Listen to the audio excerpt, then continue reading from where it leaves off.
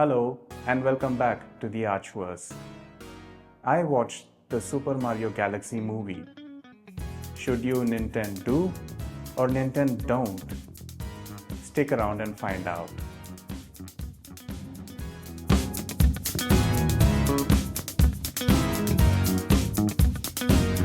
So here's the too long did not watch version.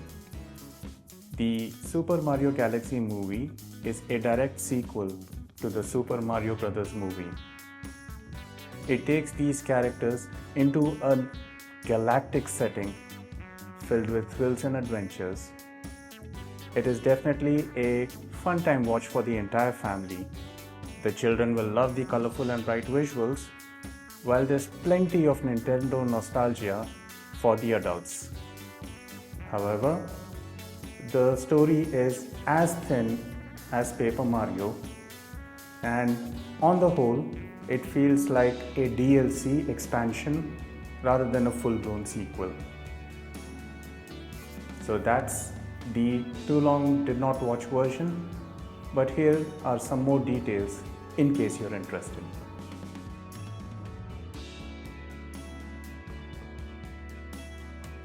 Visually, the movie is an absolute treat, or dare I say, even a switch from the first movie.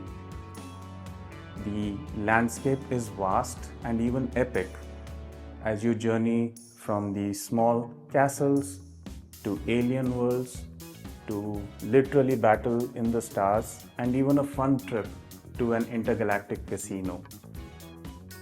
Visually, every frame has so much of background details, so many characters, so much taking place. And by the time you focus on one character that you recognize from a game, you've probably missed out on 5 others that the makers have added in with a lot of love and care. Now the action is fast and frenetic, and sometimes it literally feels like you're watching a Super Smash Bros. Play out on the big screen. But because of that very nature, because of the fact that the scale is epic at times, it also feels like spectacle comes at the cost of storytelling, where you'll often feel that yes, you're watching something which reminds you of a level from a Super Mario game over the years, but when you walk out, there's not much that you'll remember. So that's definitely something to keep in mind. But hey, if you've got kids, they'll absolutely go crazy for it, and you can't go wrong with this movie.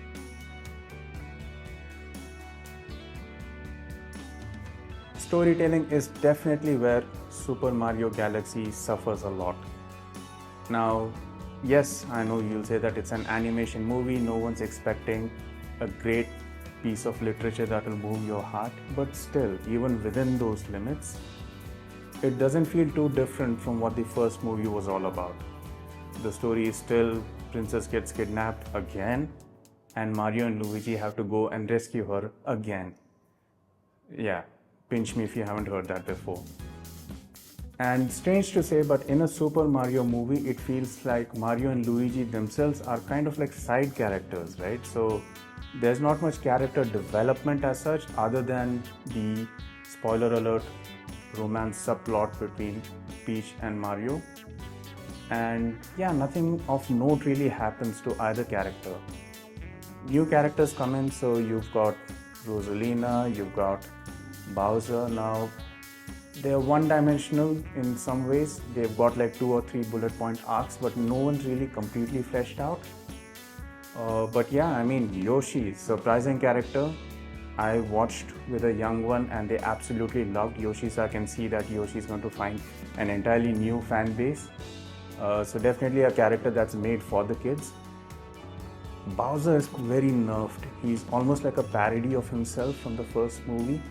And even Jack Black, he kind of plays it. It's almost like they've used like the unedited B cuts from the first movie and they decided to reuse it almost. I'm not saying he phoned it in, but yeah, the energy level definitely isn't there because there's not much for him to breathe his life and energy into. And yeah, the only character who sort of gets any sort of justification or a proper treatment is Bowser Jr., who's a good character, a good addition to the villain pantheon for this universe. But he doesn't give that sense of menace. He almost feels like, oh, he's got daddy issues. So That's the long and short of it. So definitely not a story is not going to be something that's going to pull you to watch this movie back again. So that's where the story is at. And speaking of the pacing, that's another thing which, again, these are not my words, but from the expert who accompanied me for the movie. But at many times it feels like the movie wants to end at a point, but then it pulls back and puts in another set piece and then extends the movie to a point where you're like, okay, when is this going to end now?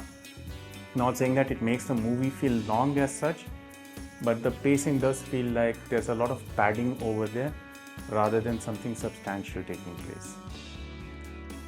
Nintendo nostalgia, by far the strongest element for this movie. Every minute you'll find tons of references packed into the frame, and you really need to pay attention because there's a lot of things you'll just miss because you're focusing on one part of the screen. Be it video, there's literally references where they actually show you a view where it feels like you're watching a video game play on a 2D screen, and there's a lot of audio cues that you can pick up which will remind you of sounds, and it takes you immediately back to childhood where, okay, that's a star icon sound, oh, that's the sound of you hitting a brick, etc. So the audio design is on point, spectacular. I picked up references from various games including Super Mario Sunshine, Luigi's Mansion, and Super Mario 3, etc. So if you're a fan, you'll recognize all of these references. Having said that, the reward is very high for long-term fans of the franchise itself, but for youngsters who are probably watching, their introduction to Nintendo has been through these movies. Maybe the payoff isn't that strong for them, that attachment isn't there yet, so I think they'll be puzzled a bit. Speaking of nostalgia, the other thing, that cameo which I spoke about, Star Fox himself makes a pretty solid cameo in this movie. He gets a lot of screen time, makes the most of it.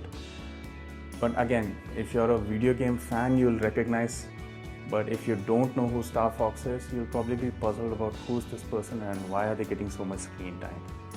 The movie definitely makes it quite clear. It's leaning quite heavily towards a Star Fox movie at some point. I'm not sure when it is, but I wouldn't be surprised if a trailer dropped a year or two from now. So that's definitely a payoff in the work. But in summary, definitely for the adults in the audience, worth watching it just for the Nintendo nostalgia. But if you're a younger fan, it will probably take a few more years for all of this to make sense. Music and soundtrack. Now that's something that Nintendo games are known for. So many recognizable, catchy tunes that remain relevant and fresh decades after the games have been released. Even from a movie perspective, we all remember and love Peaches, the song that went viral when the first movie was released, and it played such a huge role in drawing the kids into the theater. From that perspective, I would say that the Super Mario Galaxy movie is a bit of a disappointment. Although there are, some of those classical Nintendo tunes do come in, but they only linger for like a second or two. So even before you can recognize them, they virtually disappear because there's something else on the screen taking place. And there are no memorable songs or a sequel to Peaches in any way. So that's definitely a missed opportunity, I feel. Maybe they had to do it to keep the movie pacing short, but yeah, definitely a missed opportunity over there.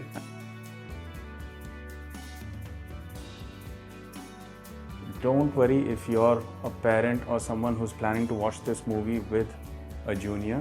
It's absolutely safe to take. I mean, it's a Nintendo movie at the end of the day, just like the games. They're very clean.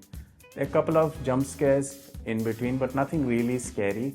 Even something that a character design that potentially could have looked quite scary is handled in a very mellow way. So the kids will not feel frightened when they watch it. So that's definitely something good to bear in mind. From a rewatchability perspective, again, depends. Your kid will probably love or wouldn't mind watching it again just because of how vibrant the screen is, how nice everything looks. But for you as an adult, you'll probably feel like it's not really worth going back to the theater to watch this again. So I think that tussle will be there. It's not a movie that is going to reward you for rewatch value. Again, like I said, unless you're a Nintendo nostalgia nerd, and then probably you wouldn't mind going for the payoff of watching all those details you missed the very first time. So yeah, very suitable for kids. Mild violence, but nothing really scary, no profanity as such, nothing objectionable that you'll see on the screen. So yeah, feel free to take your family with you to watch this movie. So in the end, what's the summary? Well, from a movie perspective, it's got its huge strengths, very vibrant, very colorful visuals that the children will absolutely love. It's very safe to watch as a family, very mild violence, no profanity, absolutely safe. If you're a millennial who's grown up playing these games, there's tons of Nintendo nostalgia that you would love to watch and find references to. In terms of cons, I would say definitely the storyline could have been better. It feels very half-fleshed, not fully fleshed out or worthy of a sequel as such. The other thing is also the pacing at times, it does feel long drawn and stretched out. And lastly, musically, it's kind of disappointing, no memorable songs that you'll go back and hum with your kids. But viewing everything in a balance, definitely say that it's a good movie. Could have been great, but it's definitely not a disaster. And it's a must watch if you're a fan of Star Fox. So my final verdict for this movie would be a solid 7 on 10. So that was my review of the Super Mario Galaxy movie. Let me know in the comment section what you thought of it and whether you're planning to watch it with your family anytime soon. And if you watched it already, let me know which side enjoyed it more. Was it the gamer in you or was it the movie watcher in you? As always, please like, share and subscribe if you like this video, and that will give me encouragement and motivation to continue to improve my channel. I hope you have a nice day and I'll catch you soon with another video. Bye.